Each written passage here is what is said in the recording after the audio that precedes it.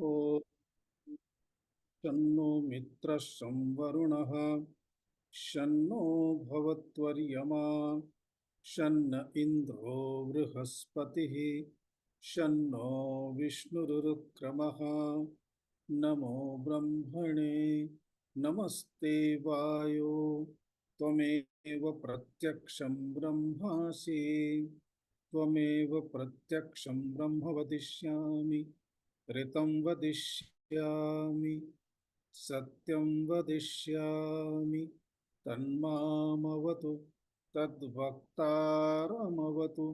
अवतु माम् अवतु वक्तारम् ॐ शान्ति शान्ति शान्तिः।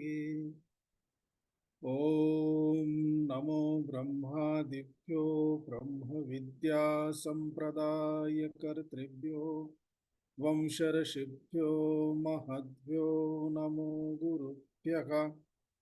सर्वोपप्लवरहितः प्रज्ञानघनः प्रत्यगर्थो ब्रह्मैवाहमस्मि ब्रह्मैवाहमस्मि। शङ्करं शङ्कराचार्यं केशवं बादरायणं सूत्रभाष्यकृतौ वन्दे भगवन्तौ पुनः पुनः। ईश्वरो गुरुरात्मेति मूर्तिभेदविभागिने व्योमवद्व्याप्तदेहाय दक्षिणामूर्तये नमः। ॐ सहनाववतु सहनौ भुनक्तु सह वीर्यङ्करवावहै तेजस्विनावधीतमस्तु मा विद्विषावहै। ॐ शान्ति शान्ति शान्तिः। ॐ नमो भगवते वैवस्वताय मृत्यवे ब्रह्मविद्याचार्याय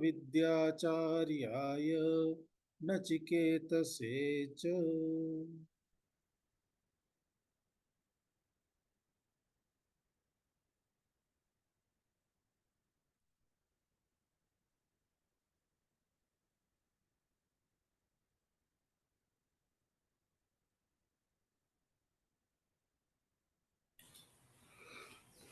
प्रणाम स्वामी जी। ओम ओम नारायण। प्रणाम स्वामी जी।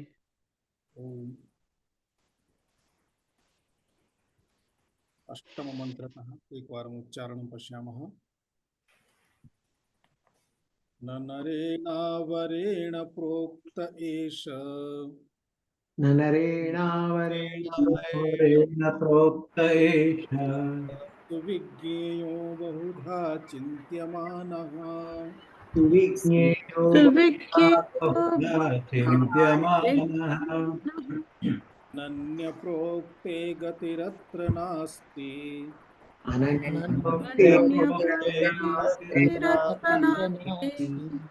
अणीयान्ध्यतर्क्यमणुप्रमाणात्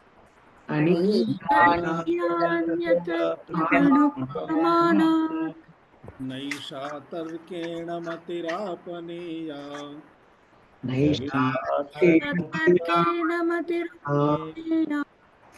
प्रोक्तान्येनैव सुज्ञानाय प्रेष्ठ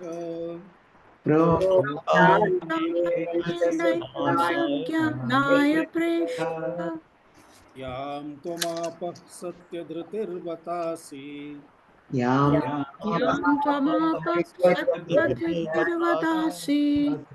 त्वादृङ्नो भूयान्नचिकेतः पृष्टा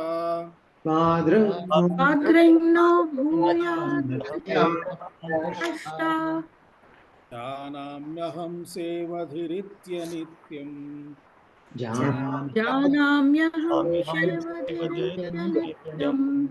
न ह्यध्रुवैः प्राप्यते हि ध्रुवं तत्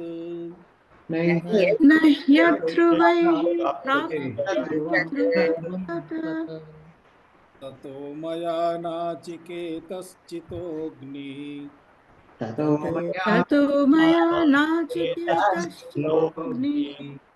अनित्यैः द्रव्यैः प्राप्तवानस्मि नित्यम् अनित्ये जगत्प्रत्यवानस्मि नित्यम् कामस्याप्तिं जगतः प्रतिष्ठाम् कामस्याप्तिं जगतः प्रतिष्ठाम् क्रतोरनन्त्यमभयस्य पारम् तोरनन्त्यभयस्य पारम् मम महदुर्गायं प्रतिष्ठाम् सोममहदुर्गायं प्रतिष्ठाम् मम महदुर्गायं प्रतिष्ठाम् सोममहदुर्गायं प्रतिष्ठाम् दृष्ट्वा धृत्या धीरो नाचिकेतोऽत्र साक्षी धीरो नचिकेतोऽत्र साक्षी राजः ब्रह्मविद्यायाः प्रदानात् पूर्वं ब्रह्मविद्या बहु सावधानतया श्रोतव्या भवति, प्राप्तव्या भवति। यतः गूढविद्या एषा, यं प्राप्तुम् एषा विद्या साधनमस्ति, सः परमात्मतत्त्वः स्वयमेव निगूढः अस्ति। अतः निगूढं परमात्मतत्त्वं ज्ञापयितुं या विद्या, सा विद्या अपि गूढविद्या भवति। एवं एषा या गूढविद्या अस्ति, एतां विद्यां प्राप्तुं, साधनं प्राप्तुं, सम्यक् ग्रहीतुं, एतया सम्यक् गृहीतं साधनं चेत् साध्यमम् अपि प्राप्यते, गृह्यते। अतः एतदर्थं नचिकेतसः अत्र मनसः अवधानम् एतां विद्यां प्रति नयन् प्रेरयन् यमराजः एतानि वाक्यानि सर्वाणि अपि वदन् अस्ति। कीदृशानि वाक्यानि? उदाहरणं यथा, हे नचिकेतः, अहं यया उपासनया, अर्थात या अग्निविद्या भवते मया उपदिष्टा, तया अग्निविद्यया, यस्याः विद्यायाः नाम नाचिकेताग्निः इति प्रदत्ता, तया अग्निविद्यया अहं, मम आकांक्षाः आसन्। यद्यपि अहं ब्रह्मतत्त्वं जानामि स्म, परन्तु मम आकांक्षाः आसन् इत्यस्मात् अहं तया अग्निविद्यया किं चितवान् अस्मि? स्वर्गलोकं चितवान् अस्मि। मम इच्छा आसीत् काचित्, जनाः सर्वे मम शासने भवन्तु, सर्वेषाम् उपरि मम शासनं भवतु इति इच्छा। अतः इच्छापूर्त्यर्थं तया विद्यया अहं याम्यपदं प्राप्तवान्। जानाम्यहं सेवधिरित्यनित्यं न हि यद्ध्रुवैः प्राप्यते हि ध्रुवं तत्। अहं जानामि यदहं प्राप्तवान् अस्मि एतत् सर्वम् अनित्यमेव अस्ति। याम्यपदमपि यद्यपि अन्यलोकदृष्ट्या एतत् नित्यमिव, यथा गंगा सततं प्रवहति, अतः नित्यप्रवाहः इति उच्यते। सृष्टिः सततं दृश्यते, अतः सृष्टिः नित्या इति दृश्यते इति उच्यते। यदस्माकं पुरतः सततं, परन्तु सापेक्षिकमस्ति। सृष्टेः समाप्तेः अनन्तरं तत्सर्वमपि समाप्तं भवति। कल्पसमाप्तेः अनन्तरं सर्वमपि समाप्तं भवति। अतः कल्पसमाप्तेः आकल्पमहमस्मि, कल्पसमाप्तेः अनन्तरं मम याम्यपदमपि न तिष्ठति। परम् अत्र सापेक्षिकदृष्ट्या एतदपि नित्यमस्ति। अहं जानामि अनित्यैः नित्यं न प्राप्यते। अनित्यसाधनेन अहं नित्यं प्राप्तुं प्रयत्नं कृतवान्, प्राप्तवान् अस्मि। परन्तु नित्यं यदस्ति तद् नित्यं नित्यज्ञानद्वारा एव प्राप्यते। नित्यस्वरूपज्ञानेन अनित्यस्वरूपज्ञानेन अनित्यस्वरूपप्राप्तिः भवति। नित्यस्वरूपज्ञानेन नित्यस्वरूपस्य प्राप्तिः सम्भवति। अतः तत्साधनम्। एवं अहम जानामि तथापि, जानामि अर्थात जानामि स्म, तथापि मया तद्गृहीतं, परं भवान् कीदृशः अस्ति तत्सर्वमपि अत्यस्राक्षीः त्यक्तवानसि। अर्थात एतत् सर्वं यत् एतया विद्यया प्राप्तुं शक्यते तत् किमपि भवता नापेक्षितमिति। अतः एषा या विद्या आत्मविद्या अस्ति, परमात्म विद्या अस्ति, सा वस्तुतः एषा एव विद्या प्राप्तव्या। एतया विद्या एव आत्मज्ञानं लभ्यते, अन्यः मार्गः अपि नास्ति। भवान् तदङ्गीकृतवान् इति भवते धन्यवादाः। अर्थात भवान् वस्तुतः योग्यः कुशलः इति उक्त्वा इतोपि तस्य बुद्धौ जागरूकतां जनयति यमराजः।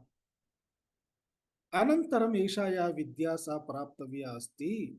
तत्र भाष्ये संगतिः अस्ति शब्दत्रयस्य, एकवारं पश्यामः। यं त्वं ज्ञातुमिच्छसि आत्मानं,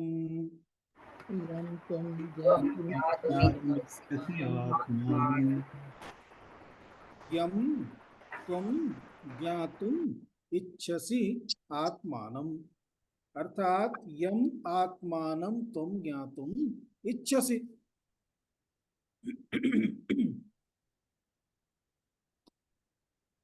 यम आत्मानं, यम आत्मानम् इत्युक्ते यदात्मतत्त्वं,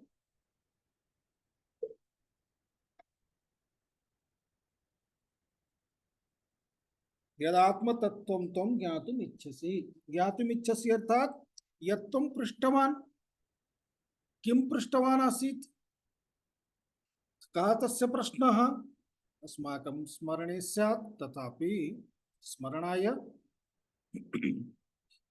देह व्यतिरिक्तः आत्मा, एतस्मिन् विषये नचिकेतसः प्रश्नः आसीत्।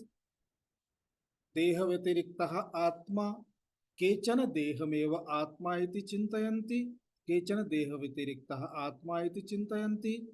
देह व्यतिरिक्तः आत्मा अस्ति चेत् तस्य एव पुनर्जन्म इति चिन्तयन्ति। एवं चेत् कुत्र गच्छति, देह समाप्ति अनन्तरं का स्थितिः, तस्य आत्मनः स्वरूपं किम्, आहत्य इति तस्य प्रश्नः आसीत्।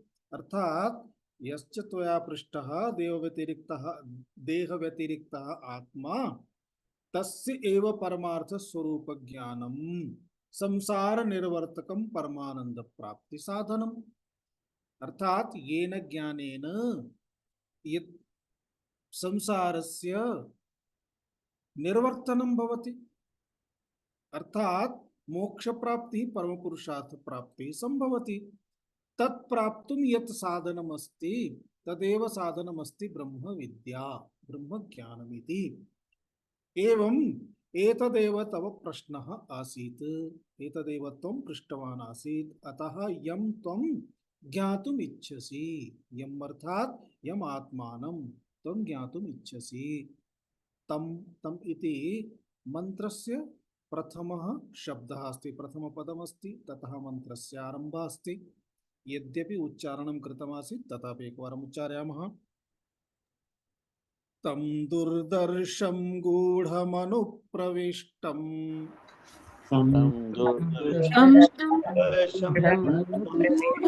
प्रविष्टं गुहाहितं गह्वरेष्ठं पुराणम्, गुहाहितं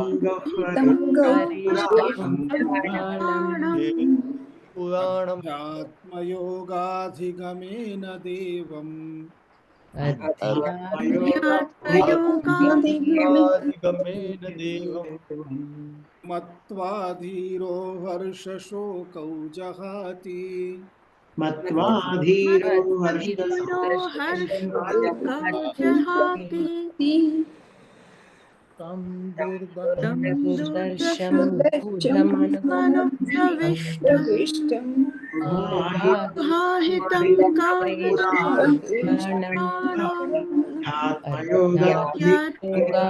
योगाधिगमने देवम्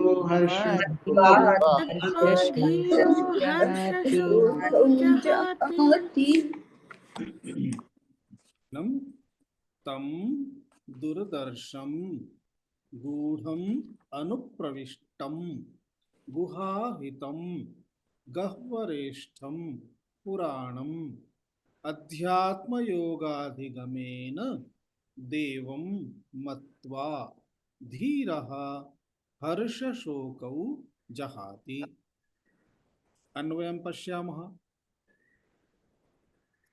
अत्र एतस्मिन् कर्तृपदमस्ति धीरः। धीरः हर्षशोकौ जहाति। हर्षशोकौ इति कर्मपदं, जहाति इति क्रियापदं। धीरः हर्षशोकौ जहाति। धीरः धीरः अर्थात धीरपुरुषः साधकः मुमुक्षुः यः अध्यात्म मार्गे अविरतः अस्ति, यत्र अन्यत् किमपि बाह्य सुख साधनं नास्ति, वैभवं किमपि न दृश्यते। अर्थात तत्कालं तादृशं किमपि पश्यन् नास्ति येन सः आकृष्टः भवेत्। तथापि यदि तस्मिन् मार्गे कश्चन तिष्ठति तर्हि तस्य कृते धन्यवादः। एवं सः एव धीरः इत्युक्ते धैर्यशाली इति वक्तुं शक्यते। एषः मुमुक्षुः मोक्षं प्राप्तुं यः इच्छति, आत्ममार्गे अध्यात्ममार्गे यः प्रवृत्तः अस्ति, आबहुः कालात् तस्मिन् मार्गे एव अस्ति, सः धीरः। एतादृशः धीरः तं प्राप्य मत्वा, अत्र मत्वा इति पदमस्ति, मत्वा मत्वा अर्थात् ज्ञात्वा, तं परमात्मानं ज्ञात्वा तस्य किं फलं भवति? हर्षशोकौ जहाति। अर्थात सः समं धारयति, समतां धारयति। भगवद्गीतायां यस्य कृते वारं वारम् उच्यते समत्वं समत्वं समत्वं, तदेव समत्वं सः प्राप्नोति। इत्युक्ते समत्वं प्राप्नोति अर्थात यत्किमपि अधिकं न्यूनमस्ति, दुःखं सुखं उत्साहः एतत् सर्वम् अतिरेकगणे भवति, एतत् सर्वं समत्वगणे न भवति। समत्वम् इत्युक्ते सर्वमपि समानं, सर्वमपि समानम् अर्थात् सुखमपि दुःखमपि इति समानं, तया दृष्ट्या अत्र समानता नास्ति। अर्थात् तस्मिन् न सुखं न दुःखं, तथा शान्तम् आत्मस्वरूपं स्वात्मानं सः पश्यति। एवं तत्प्राप्य एतदर्थमत्र उच्यते हर्षशोकौ जहाति। कथं मत्वा इति उक्तं, तर्हि किं ज्ञात्वा? तदर्थमेव अत्र विशेषणानि सन्ति। एतदात्मतत्त्वं देवम्, अतः अन्वयदृष्ट्या स्वीकुर्मः चेत् दुर्दर्शम् इति प्रथमं पदं स्वीकरणीयम्। दुर्दर्शं गूढम् अनुप्रविष्टं गुहाहितं गह्वरेष्ठं पुराणं तं देवम् अध्यात्मयोगाधिगमेन मत्वा धीरः हर्षशोकौ जहाति इति अन्वयक्रमः। अन्वयक्रमानुसारेण शब्दार्थं पश्यामः। दुर्दर्शम, दुर्दर्शम अर्थात दुःखेन दर्शम, कष्टेन दर्शम इति दुर्दर्शम इत्युक्ते अतिसूक्ष्मतया अगोचरम इत्यर्थः। सुसूक्ष्मं, सुसूक्ष्मम् अगोचरं, तस्मात् दुर्दर्शम दुःखेन दर्शम। गूढ़म् अनुप्रविष्टः, गूढ़म् अनुप्रविष्टः इत्युक्ते निगूढ़ः, गूढ़े गहने स्थितं, गहने प्रविष्टं, बहु गहने बहु गूढ़े बहु अन्तः प्रविष्टम् इत्यर्थः। गुहाहितं, गुहा इति बुद्धिनिमित्तं गुहा शब्दः उच्यते। गुहाहितं अर्थात बुद्धौ स्थितं, बुद्धिस्थितं। बुद्धिगुहायां स्थितम् इत्यर्थः। पुराणं, पुराणम् इत्युक्ते पुरातनम्। यद्यपि शास्त्रेषु पुरा एव नवः इति उच्यते पुराणम्, अर्थात् बहु प्राचीनम्, अति प्राचीनं, ततोपि प्राचीनं किमपि नास्ति, तथापि तदेव नूतनम्, अर्थात् ततोपि नूतनमपि किमपि नास्ति। तस्य अर्थः भवति पुराणम्, पुरातनम्। तम देवम अर्थात तम परमात्म चैतन्यम, परमात्म तत्वम।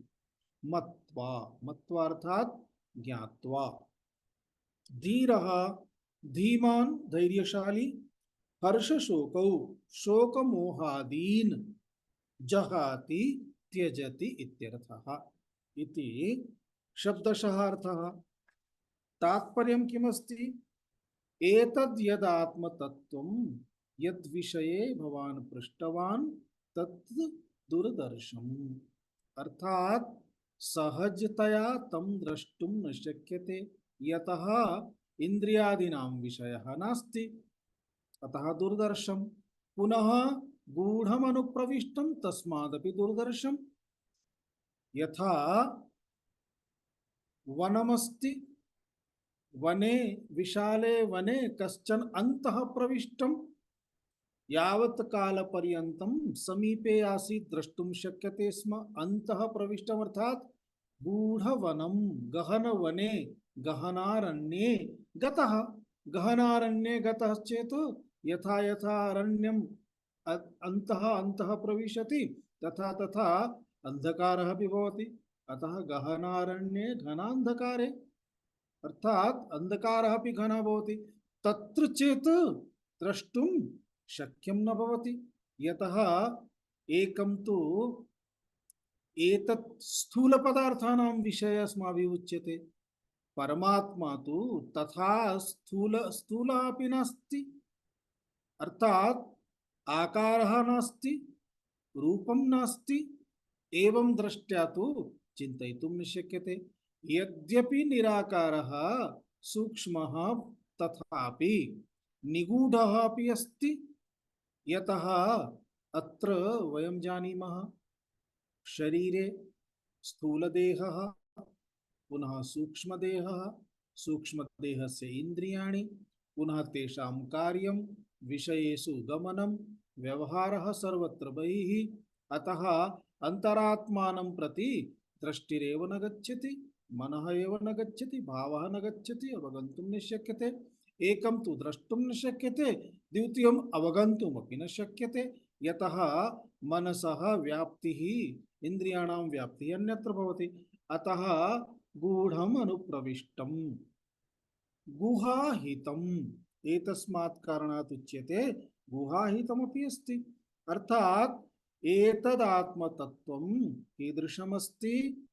द्रष्टुं न शक्यते, दुर्दर्शमस्ति, कष्टेन ज्ञातुं शक्यते। न शक्यते इत्यपि नास्ति, शक्यते, कष्टेन ज्ञातुं शक्यते। अर्थात् तदर्थं कश्चन विशेष प्रयत्नः आवश्यकः भवति। बहु गूढमनुप्रविष्टः अस्ति पंचकोशादीनाम् अपि अन्तः, तस्मात् कारणात् अपि तद् न दृश्यते। गुहाहितमस्ति, बुद्धिगुहायां प्रविष्टमस्ति, गह्वरेष्ठमस्ति, अर्थात अनेक संकटानां मध्ये अस्ति। अनेक संकटानां मध्ये अर्थात विषय प्राप्त्यादि इच्छाः एव संकटरूपेण भवन्ति। संसारस्य एतस्मिन् संसारस्य प्राप्तिः, संसारे निरन्तरं जन्म मरणम् एतत् सर्वं संकटरूपम् अस्ति। गह्वरेष्ठम्। पुनः पुराणम्, एतदेव पुरातनम्। एतद् यद् आत्मतत्त्वम् अस्ति तं देवम् आत्मतत्त्वं कथम अवगन्तुं शक्यते? अध्यात्म ज्ञान, अध्यात्म योगाधिगम द्वारा। अतः अध्यात्म योगाधिगमेन एव तम आत्मानं मत्वा ज्ञात्वा एषः धीरः मोक्षार्हः, अर्थात मोक्षं प्राप्नोति इत्यर्थः, संसारात् विमुक्तः भवति इत्यर्थः। हर्षशोकौ जहाति इति सामान्यः अर्थः। भाष्यं पश्यामः, विशेषमर्थं पश्यामः।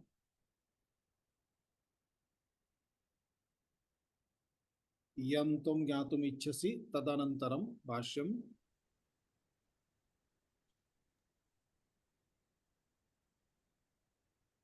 तं दुर्दर्शं तं दुर्दर्शं तं दुर्दर्शं दुःखेन दर्शनमस्य इति दुर्दर्शं दुःखेन दुःखेन दर्शनम् अस्य इति दुर्दर्शम् दुर्दर्शम् अतिसूक्ष्मत्वात् सूक्ष्मत्वात् तं गूढं गहनमनुप्रविष्टम् तं गूढं गहनम् गहनमनुप्रविष्टम् गहनम् अनुप्रविष्टम् प्राकृतविषयविकारविज्ञानैः प्रच्छन्नमित्येतत् प्राकृतविषयविकारविज्ञानैः प्रच्छन्नम् एतत् एतत् गुहाहितं गुहायां बुद्धौ स्थितं गुहाहितं गुहायां बुद्धौ स्थितं स्थितं तत्रोपलभ्यमानत्वात् तं उपलब्धमानत्वात् गह्वरेष्ठं गह्वरे विषमे अनेकार्थसङ्कटे तिष्ठति इति गह्वरेष्ठं गह्वरेष्ठं गह्वरे विषमे अनेकानर्थसङ्कटे तिष्ठति इति गह्वरेष्ठम् गह्वरेष्ठम् यतः एवं गूढमनुप्रविष्टः अतः एव एवम् गूढमनुप्रविष्टः प्रविष्टः गुहाहितश्च गुहाहितश्च अतः गह्वरेष्ठः अतः गह्वरेष्ठः अतः दुर्दर्शः अतः अतः दुर्दर्शः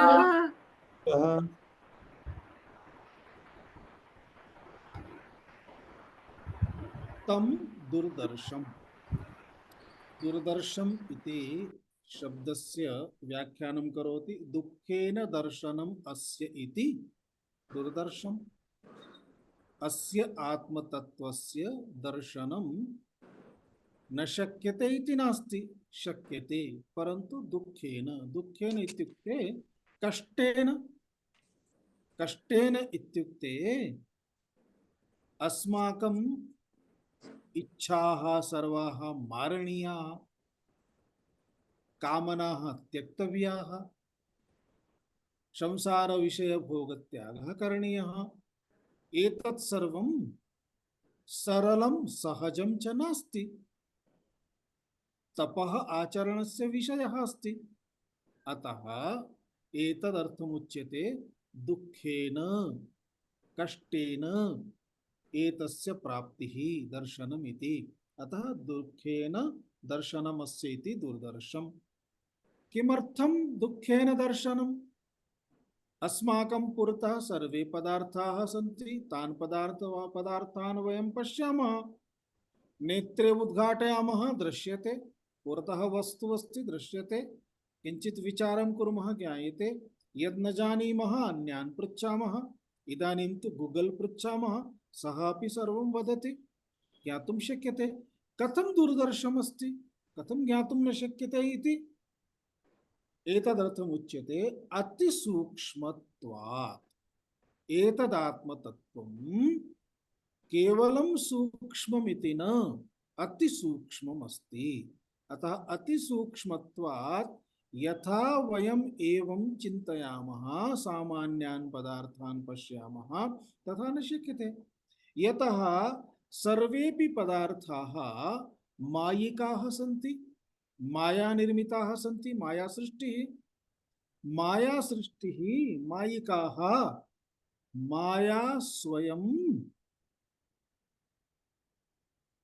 अर्थात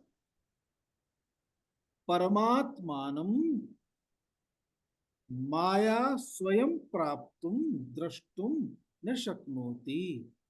मायातः अपि परे परमात्मा अस्ति।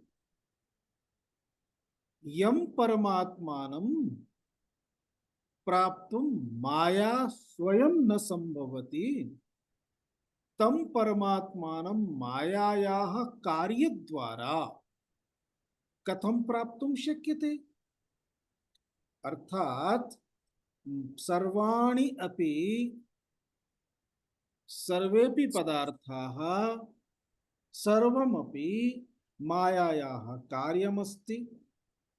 एतद् यत् मायायाः कार्यं तत्सर्वं मायिकमिति उच्यते। परमात्मा तु अमायिकः अस्ति। अतः अमायिकः परमात्मा कथम् एवं प्राप्तुं शक्यते? न शक्यते इत्यर्थः। अतः अतिसूक्ष्मत्वात्, पुनः अतिसूक्ष्मत्वात् तम तम इत्युक्ते अत्र द्वितीयान्त प्रयोगः अस्ति, तं देवं मत्वा एतदर्थम्। अर्थात सः परमात्मा पुनः गूढ़ं, गूढ़म् इत्युक्ते गहनं, गहनम् अनुप्रविष्टः अस्ति। अर्थात तस्य स्थितिः कथं? यद्यपि परमात्मा सर्वव्यापकः अस्ति, सर्वत्र अस्ति, सर्वेषु पदार्थेषु अस्ति, परंतु दृश्यते किं? पदार्थाः दृश्यन्ते।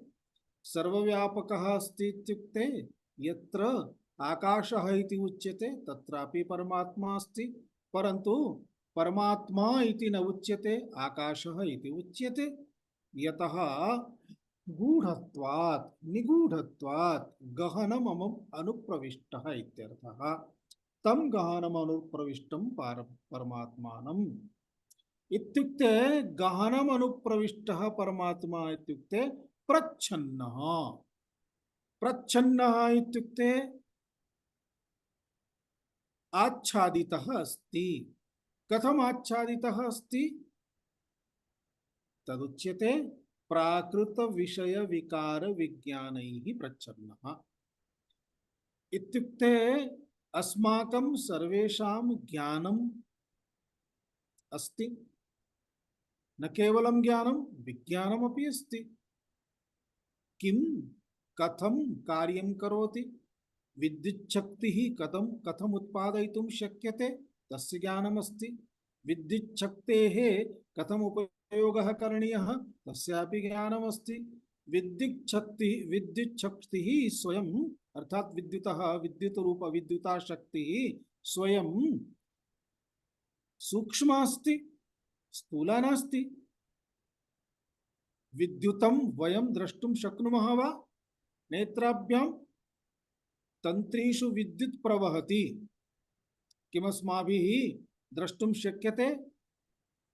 तदा एव द्रष्टुं शक्यते यदा तदर्थं विद्युत् दीपः वा विद्युत् यन्त्रं वा एतत् सर्वमस्ति, तत्र कार्यं करोति चेत एव द्रष्टुं शक्यते।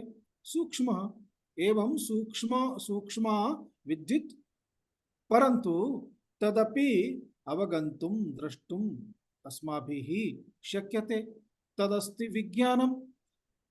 केवलम् अन्यसामान्य वस्तूनां दर्शनं, तद्दर्शनं ज्ञानसम्बद्धम्, अर्थात ज्ञानं च विज्ञानं च विशेषज्ञानम्। अतः आत्मनः ज्ञानमपि विज्ञानमिति उच्यते। परं स्वाभाविकतया यत् ज्ञानं भवति तत् ज्ञानमिति, तत्र किञ्चित् विशेषतया यत् ज्ञानं भवति तद् विज्ञानमिति उच्यते। एवम् अस्माकं विज्ञानक्षेत्रमस्ति, परन्तु तत्र तस्मिन् क्षेत्रे किं किम् आगच्छति? सर्वेपि विषयविकाराः, विषयाणां विकाराः, विषयविकाराः। ते विषयाः के? प्राकृतविषयाः। प्राकृतविषयविकाराणामेव विज्ञानमस्ति तत्र। अर्थात् सर्वं प्रकृतिसम्बद्धं भूतभौतिकं विज्ञानमेव अस्माकं। तैः भूतभौतिकविज्ञानैः प्रच्छन्नम् इत्युक्ते, वयं यदि किमपि एकं पदार्थं पश्यामः, उदाहरणं यथा अस्माभिः एकः एषः कंसः दृष्टः, कंसः दृष्टः, इदानीम् अस्माभिः किमुच्यते? कंसः। परन्तु कंसः इति एतद् यत् ज्ञानमस्ति तत् ज्ञानं किमस्ति? विषयविज्ञानमस्ति, अर्थात विषयस्य ज्ञानमस्ति। कंसः इति एकः विषयः। एषः विषयः कुतः आगतः अस्ति? प्रकृति द्वारा भूत भौतिकम इति अतः प्राकृत विषयः अस्ति। एवं प्राकृत विषय विज्ञानम प्राकृत विषयेन प्रच्छन्नम आत्मचैतन्यम अर्थात एतस्मिन् परमात्मा अस्ति। अस्माभिः उच्यते परमात्मा कणं कणं प्रतिकणं सर्वत्र विद्यमानः अस्ति। प्रतिकणं विद्यमानः परमात्मा अस्ति, परन्तु वयं पश्यामः किं कणं न तु परमात्मानं। अतः कणम् इति प्राकृत विषयः यह न केवलं बाह्य दृष्ट्या अस्माकं देहमधिकृत्य अपि अहं यदा वदामः आत्मा एव अस्ति, आत्मानमधिकृत्य अहम् इति शब्दस्य प्रयोगः, परन्तु अहम् इति यम् आत्मानम् उद्दिश्य प्रयोगं कुर्मः तत्र अहम् इति अस्माकं दृष्टिपथे किं भवति? अहं शारदा, अहं वेङ्कटमूर्तिः, अहं प्रसादः, अहं विवेकः इति बोधः भवति। अहम् इति बोधः अहं विवेकः इति उच्यते चेत् विवेकस्य एकं रूपम् एकः आकारः, अर्थात् स्थूलदेहमधिकृत्य। स्थूलदेहः इति किमस्ति? प्राकृत विषयः। ततोपि अधिकं चिन्तनं कृतं चेत् मनः बुद्धिः तावत् पर्यन्तं गतं चेत् मनः बुद्धिरपि प्राकृत विषयः एव। अतः एतैः प्राकृत विषयैः अन्नमयादि कोशैः आत्मा प्रच्छन्नः अस्ति, तत्र निगूढः अस्ति। अतः प्रच्छन्नम् इत्यर्थः भवति गहनम् अनुप्रविष्टम् इत्यस्य। गुहाहितम् इत्युक्ते गुहायां, गुहायां नाम गुहायां स्थितम् इति। तो गुहायाम् इत्युक्ते बुद्धौ, बुद्धौ स्थितम् इति। किमर्थं बुद्धौ स्थितम् इति उच्यते? परमात्मा तु सर्वत्र अस्ति, बुद्धौ एव स्थितं। किमर्थं? गुहाहितं जगति स्थितमिति वक्तुं शक्यते, ब्रह्मांडे स्थितमिति वक्तुं शक्यते। तो गुहाहितमेव किमर्थं? यतः तत्र उपलभ्यमानत्वात् सर्वेषामपि स्वानुभवः भवति। अहमात्मा इति यदा वदति, आत्मनः उपलब्धिः अहम् इति यदा पदेन सह पश्यति तदा एव तस्य उपलब्धिः भवति। अन्तः एव, अन्तः इत्युक्ते बुद्धिगुहायामेव। यद्यपि शास्त्रेषु उच्यते हृदये तत्र बुद्धिः तिष्ठति, तत्रैव बुद्धौ परमात्मनः स्थितिः भवति। इत्युक्ते तत्र किञ्चित् गैप इव दृश्यते, स्थानमिव दृश्यते स्थूल हृदये, तत्रैव सूक्ष्म हृदयस्य अंतःकरणस्य वासः, तत्रैव परमात्मनः। इत्युक्ते तदेव अंतःकरणमस्ति तदेव परमात्मनः एव प्रतिबिम्बनमस्ति। एवं एतत् सर्वं बोधयितुमस्ति एते शब्दाः। परन्तु सर्वत्र यत्र यत्र अंतःकरणमस्ति तत्र तत्र परमात्मनः बोधः संभवति। अतः तत्र तत्र चेतनमिति उच्यते, अत्र जीवः अस्ति इति उच्यते।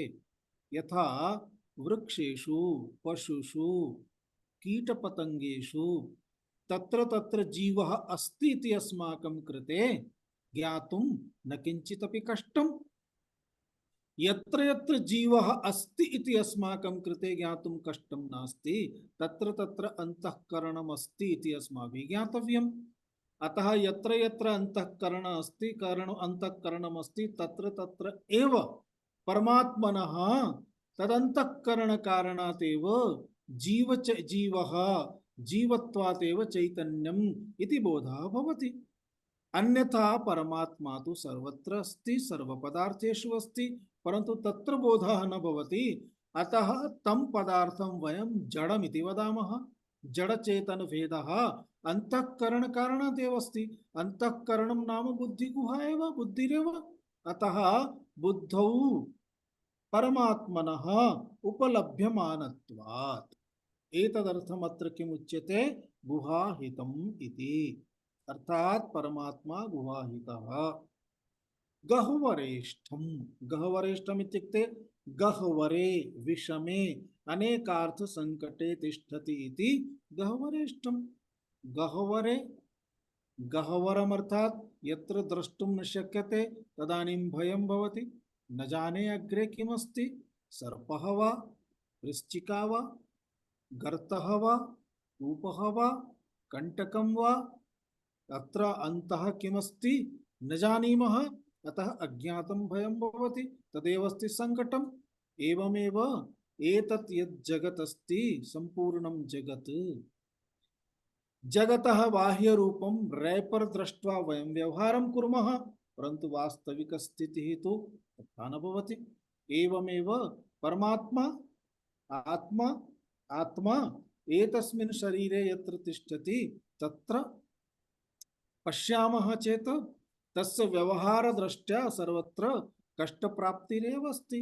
अतः अनेकार्थ संकटे, अनेक संकटानां समूहे, अर्थ इत्युक्ते विषयः, अनेक संकट रूप विषये सर्वेपि विषयाः संकट रूपाय भवन्ति, तत्र तिष्ठति इत्यस्मात् कारणात् किमुच्यते गह्वरेष्ठम्।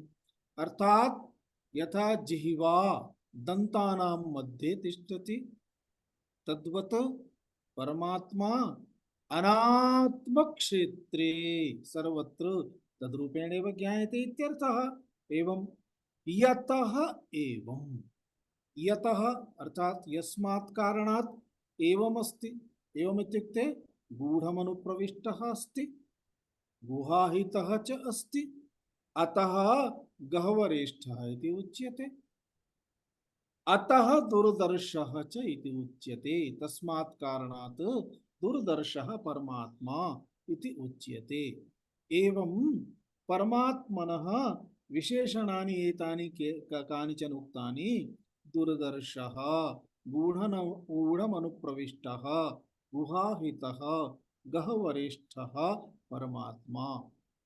एषः परमात्मा पुनः किं यथा वने हिंसक प्राणिनः सन्ति, कश्चन सिंहः अस्ति गर्जनां करोति, कतिचन वर्षाणाम् अनन्तरं गर्जना, प्रतिदिनं या गर्जना श्रूयते स्म सा गर्जना न श्रूयते इति जनाः ऊहां कुर्वन्ति, सः सिंहः मृतः इति, गतः इति।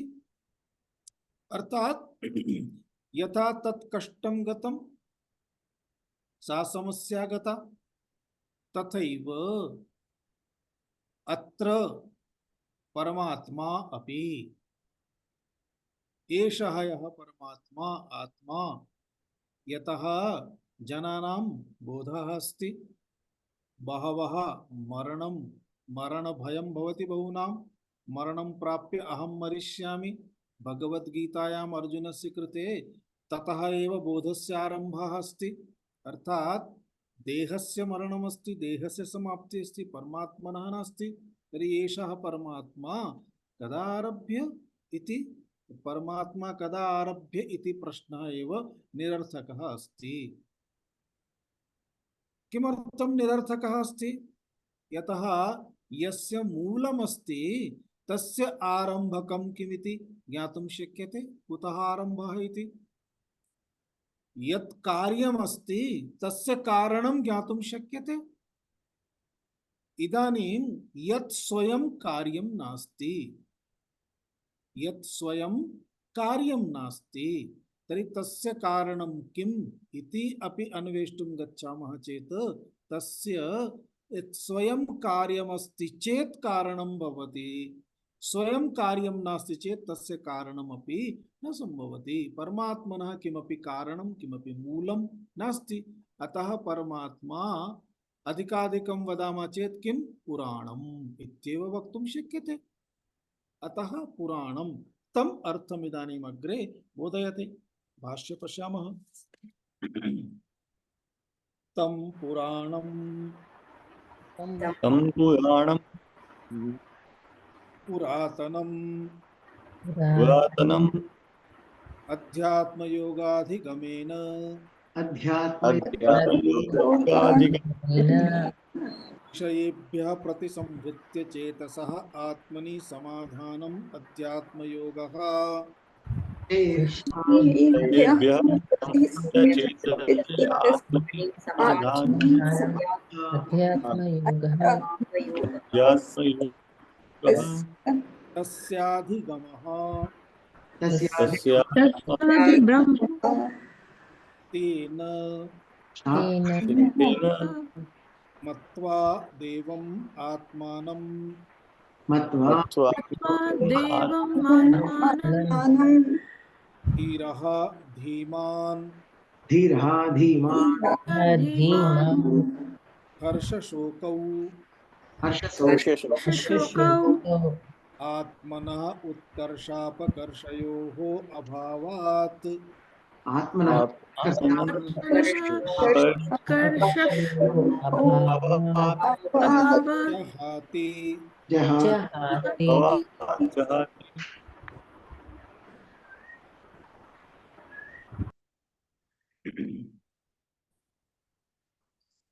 तं पुराणं तम् इति शब्दः सर्वैः सह गमिष्यति तमिति पदं तं दुर्दर्शं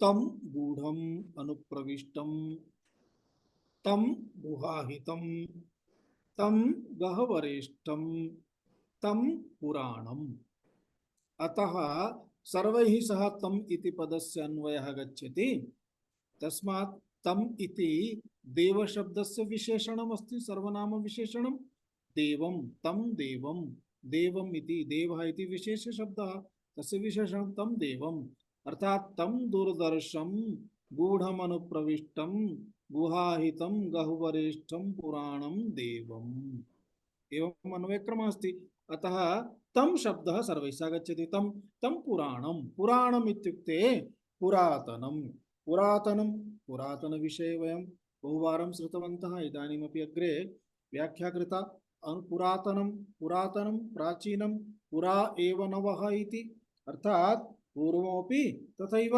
इदानीमपि इत्युक्ते सृष्टितः पूर्वम् इदानीम् अनन्तरमपि इति पुराण शब्दस्य अर्थः भवति तो सृष्टितः पूर्वमपि आसीत् इदानीमपि अस्ति एषा सृष्टिः समाप्यते तदनन्तरमपि तत्तिष्ठति पुनः नूतना सृष्टिः भविष्यति तदानीमपि तत् भविष्यति पुनः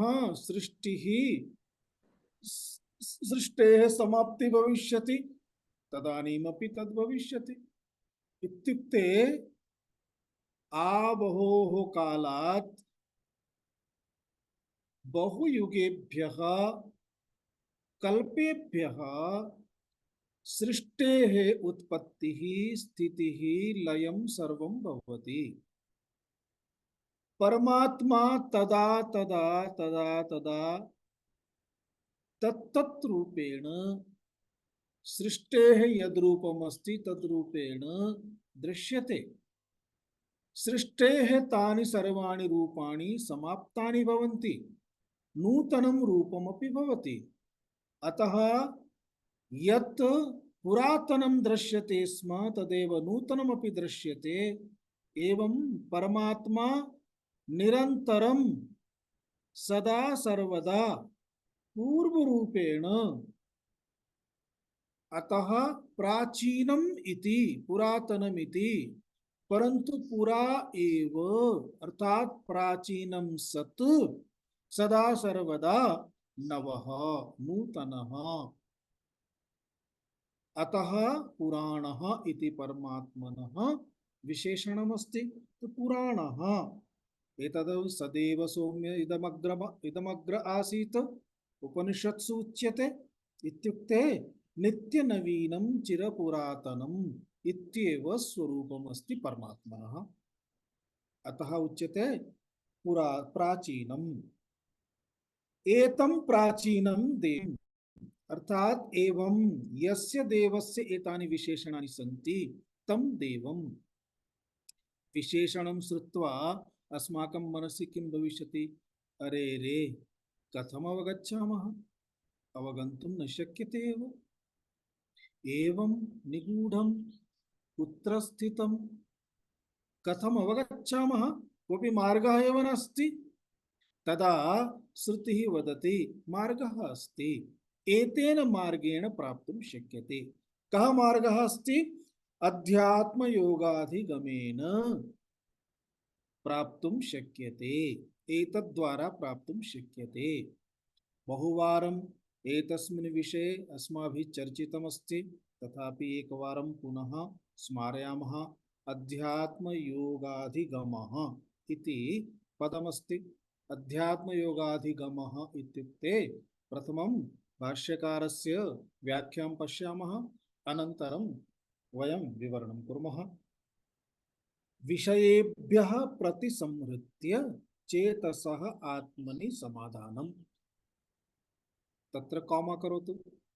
विषयेभ्यः प्रतिसंहृत्य चेतसः आत्मनि समाधानम् इज इक्वल टू अध्यात्मयोगः। तस्य अध्यात्मयोगस्य अधिगमः अध्यात्मयोगाधिगमः। विग्रहः अभवत् अध्यात्मयोगाधिगमः तेन अध्यात्मयोगाधिगमेन। विग्रहः समास विग्रहः प्रथमं द्रष्टव्यः। किं तदा?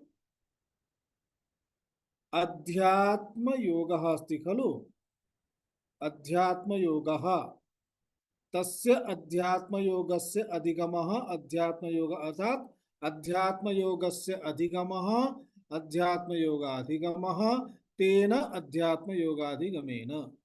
विग्रहः तावदेव अस्ति, समस्तं पदम् अध्यात्मयोगाधिगमेन। परम् अध्यात्मयोगः इत्युक्ते किम्? तदर्थम् अत्र व्याख्या क्रियते। चेतसः आत्मनि समाधानम्। आत्मनि चेतसः समाधानम् अर्थात चित्तं चेतसः, चेतसः षष्ठ्यन्तम् अस्ति, अर्थात चित्तं चेतः, चेताः चित्तं यदस्ति चेताः तस्य किं करणीयम्? आत्मनि समाधानं करणीयम्। चित्तम् इत्युक्ते मनः बुद्धिः इति सामान्यम् अर्थं चिन्तयन्तु। मनः मनः सर्वत्र विषयान् प्रतिधावति। ततः ततः मनः आनीय प्रत्यानीय स्वस्मिन् स्थापनम्। अर्थात मनसः गृहं कुत्र अस्ति? मनसः गृहम् अंतःकरणमस्ति। अंतःकरणम् इति गृहं, तस्मिन् गृहे इत्युक्ते परमात्मनि एव स्थापनीयम्। अंतःकरणे को कः अस्ति? परमात्मा एव अस्ति, तस्मिन् परमात्मनि एव स्थापनीयम्। अर्थात मनसः अन्य ये विषयाः सन्ति ते सर्वे विषयाः मास्तु। मनसः कः विषयः भवतु? परमात्मा एव भवतु। मनः विषयं प्रति विषये तिष्ठति, तस्य अपेक्षया आत्मनि तिष्ठतु। अतः विषयेभ्यः प्रतिसंहृत्य यत्र यत्र मनः गच्छति ततः ततः मनः प्रति आनीय विषयेभ्यः प्रतिसंहृत्य सह एव मनः, तदेव मनः, तदेव चित्तं, तस्य मनसः चित्तस्य चेतसः आत्मनि समाधानम् इति उच्यते अध्यात्म योगः। अध्यात्मयोगः इत्यवस्ति। एतस्य अध्यात्मयोगस्य अधिगमः, अधिगमः इत्युक्ते प्राप्तिः। अध्यात्मयोगस्य प्राप्तिः एतत् सर्वं वस्तुतः अध्यात्मयोगस्य प्राप्तिः कथं भवति? अत्र अध्यात्मयोगस्य प्राप्ति इति वदामः चेत् चिन्तनीयम्, अत्र मार्गदर्शकस्य गुरोः आवश्यकता भवति। सः एव एतत् दर्शयितुं शक्नोति। यदि केवलम् अध्यात्मयोगः प्राप्तव्यः अस्ति तर्हि तदर्थम् अष्टाङ्गयोगप्रक्रिया अपि पर्याप्ता अस्ति। अष्टाङ्गयोगप्रक्रिया द्वारा यम नियम आसन इत्यादि द्वारा मनसः नियन्त्रणं कर्तुं शक्नुमः। मनसः नियन्त्रणं कृत्वा तु स्थापितं, परन्तु मनः वानरः अस्ति। वानरम् आनीय स्थापयति प्रकोष्ठे, प्रकोष्ठात् बहिः न गन्तव्यमिति वदति, अस्तु न गच्छामि, परन्तु प्रकोष्ठे किं करिष्यति सः? एवं कति दिनानि स्थापयितुं शक्यते?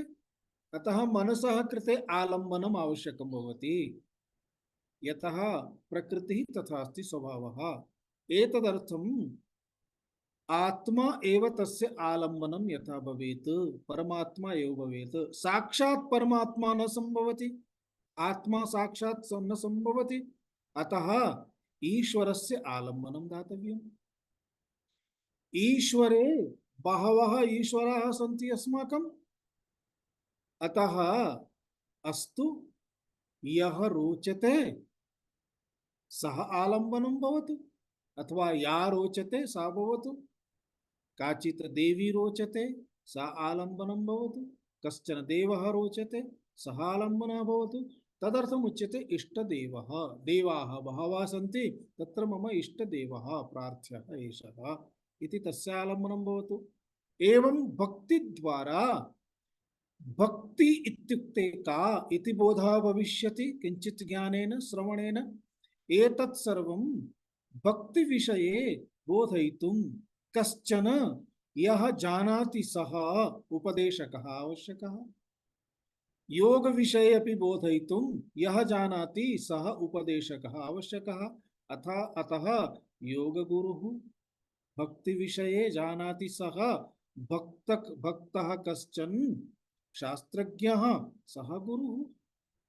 एतेषां सर्वेषाम् आवश्यकता सर्वदा भवति।